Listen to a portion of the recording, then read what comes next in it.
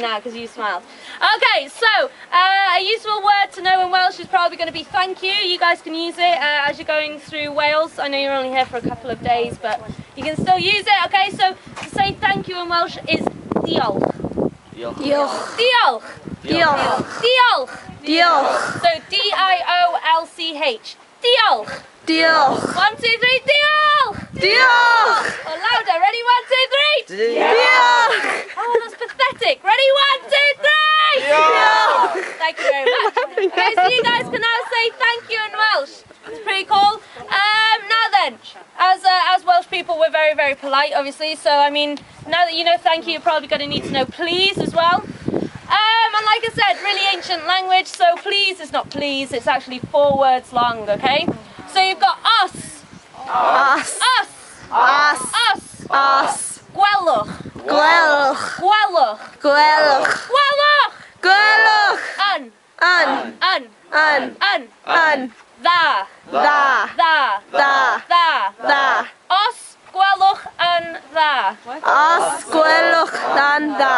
Os gwelwch yn dda. Os gwelwch yn dda. Os gwelwch yn dda. Os gwelwch yn dda. Cool, so what's thank you again? Diolch. Okay, ready, 1, 2, 3? Diolch. Louder. Ready, 1, 2, 3? Diolch. I'm shouting louder and I'm one person. Ready? 1, 2, 3. Diolch. Much better. And thank you is... Os yn gylch. Os gylch yn dda. Os gwelwch yn dda. Os gwelwch yn dda. Os gwelwch yn dda. Os gwelwch yn dda. Cool, awesome. Okay, so you know 2 words in Welsh. Just one other word I'm going to teach you, and it's pretty important. So Wales, as in the name of the country, Wales, is actually an old term and it means foreigner. Okay, so the name that we were given by it wasn't the English at the time, obviously it was the Romans, and they called us the Welsh or Wales, and it meant foreigner. Okay, whereas the word for Wales in Welsh is Cymru. Cymru. And when you say it, you have to say it with fire in your belly. Cymru! Cymru! Okay, and that actually means compatriot. So it's quite funny how we have different words. So when you say Wales, I want you guys to remember that you're actually calling me a foreigner. And so, you know, Cymru is the word that we like to use when we're talking about this country. And like I said, it means compatriot. Just a little bit more history before I let you go. We're going to walk back to the coach. I know you guys are probably really cold. But just to let you know, you guys have heard of King Arthur, maybe? Yes. Have you Yeah. heard of Merlin? Yes. Awesome. Well, Merlin is our most famous Welsh person. He was Welsh, he was a druid, and the first writings of Merlin was in a poem by a guy called Taliesin, who's the oldest Welsh bard. And so a lot of the stories of King Arthur legend is a legend, right? We've got to remember that. And a lot of the stories from the King Arthur legend seem to happen all around the UK. You've got Glastonbury, Cornwall, lots of different places where different parts of the King Arthur legend took place. But this mountain range is pretty special because it is thought to be the place where the Lady of the Lake came out with a sword. So one of the lakes in the mountains called Llanogwen is thought to be the lake. Okay, so it's pretty cool. A lot of history here. Okay, one more thing though, really, really cool. If you look behind you, you can see a big slate quarry. Yes. Yeah. Yeah? Cool. Well, you guys are going to be rappelling down a castle tomorrow, I believe?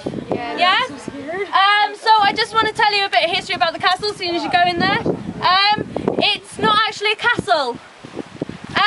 Yeah, at all. It is a big mansion house. A guy called Lord Penrhyn decided he wanted to have a house built on the site, and it's the site of an old Norman castle. So the architect that he hired decided that to fit in with the landscape, he should build his mansion in the style of a Norman castle. Okay, so that's what it's built in the style of. It's a really cool place. It is enormous, and the views from there are incredible. But he actually owned one of the quarries in this area, and at one time he was the richest man in the world. Okay, so kind of the equivalent to Bill Gates is now. He was really, really rich, and he made his money out of the slate mine, but also the sugar plantations in Jamaica that he owned. The guy was not a nice guy, I'm afraid, unfortunately. In the quarry quarry that he owned, the workers actually went on strike for 3 years in a dispute over their pay. He started paying them in tokens, and they could only use these tokens in the shops that he owned, and in the shops that he owned it was not very good quality stuff. And so they went on strike, and they were on strike for 3 years, and he didn't change a thing.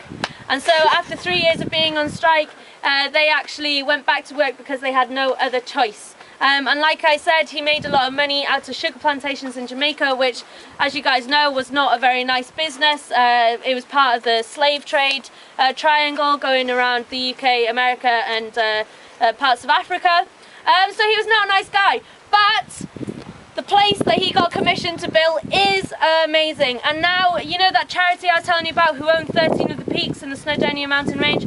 They actually own the castle that you guys are going to tomorrow, so it's actually owned by a charity, so you don't have to kind of deface it or anything. The family that, you know, his family don't own it anymore, so it's all good.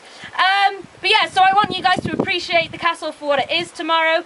A really, really, really amazing mansion, okay? It's pretty cool. Right, it's getting really wet and windy and cold, so we're going to head back down to the bus.